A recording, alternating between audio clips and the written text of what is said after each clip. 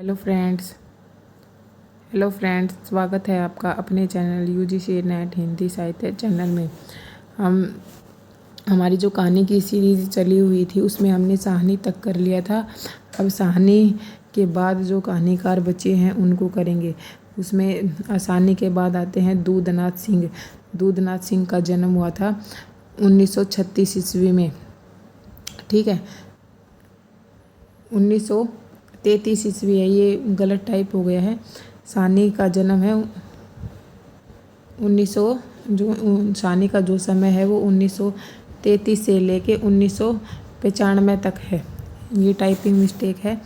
तो 1933 से लेके 1995 तक का साहनी का समय है।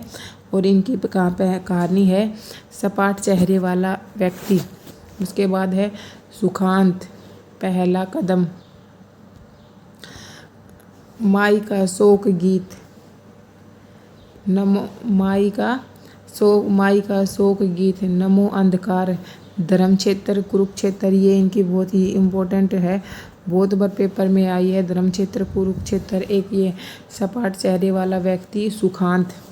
ठीक है, उसके बाद है धर्मक्षेत्र, कुरुक्षेत्र के बाद निष्कासन, और निष्कासन के बाद तूफू, और उसके बाद है जल मुर्गियों का शिकार, जिसका समय है 1915 ईस्वी। ये है साहनी की दूधनाथ सिंह की कहानियाँ। सपाट चेहरे वाला आदमी, सुखांत, पहला कदम, माई का शोक गीत, नमो अंधकार, धर्मक्षेत्र, कुरुक्षेत्र, निष्कासन, तूफू और जल मुर्गियों का शिकार। उसके बाद दूधनाथ सिंह के बाद आते हैं काशीनाथ सिंह। काशीनाथ सिंह की कहानी का जन्म हुआ था 1936 में। ठीक है, इनका समय है 1936 से लेके 2015 तक काशीनाथ सिंह का समय है। ठीक है, इनकी कहानियां हैं लोग बिस्तरों पर, सुबह का डर, आदमी नामा, नई तारीख और कल की फतेहाल कहानियाँ, सदी का सबसे बड़ा आदमी। ये जो रचना है सदी का सबसे बड़ा आदमी, इनकी इम्पोर्टेंट रचना है। ये बहुत बार टीजीटी, पीजीटी और नेट के पेपर में आ चुकी है। उसके बाद है कविता की नई तारीख और खरोच। ये है काशीनाथ सिंह की कहानियाँ। काशीनाथ सिंह की कहानी है लोग बिस्तरों पर, सुबह का डर, आदमी नामा, नई तारीख, कल की फतेहाल कहानियाँ, सुबह का सबसे बड़ा आदमी, कविता की नई तारीख और खरोच। काशीनाथ सिंह के बाद अगले जो कहानीकार है वो ज्ञान रंजन का जन्म हुआ था 1937 ईस्वी में। इनकी कहानियाँ हैं फेस के इधर और उधर, यात्रा, यणजीवी, सपना नहीं। जिनकी जो ये कहानी है ये क्षणजीवी और फेस के इधर और उधर, ये दोनों ही इनकी इम्पोर्टेंट कहानियाँ हैं।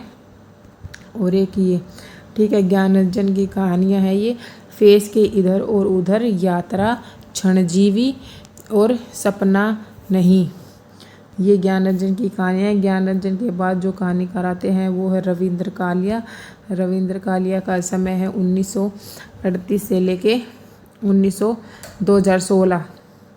ठीक है, 1938 से लेके 2016 तक रविंद्र कालिया का समय है।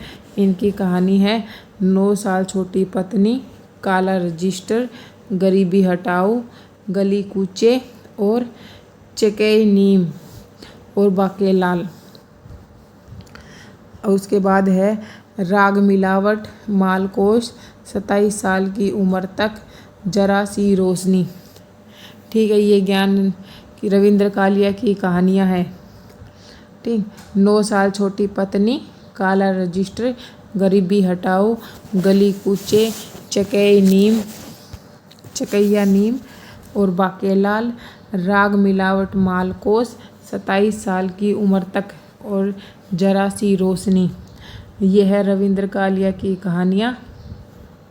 उसके बाद अगले जो कहानीकार है वो गंगा प्रसाद विमल का समय है 1939 से लेकर 2016 तक। इनकी जो कहानियाँ हैं वो हैं अतीत के कुछ, 1972 ईस्वी, कोई शुरुआत और खोई हुई थाती। ठीक है, ये इनकी गंगा प्रसाद विमल की कहानियाँ हैं। अतीत के कुछ, कोई शुरुआत और खोई हुई थी। ठीक है। उसके बाद अगले जो कहानीकार आते हैं वो हैं अजगर वजाहत। इनका जन्म हुआ था 1946 ईस्वी में। ठीक है। इनकी कहानियां हैं दिल्ली पहुंचना है, स्विमिंग पूल, मैं हिंदू हूँ, डर और अन्य कहानियां और डेमोक्रेसिया।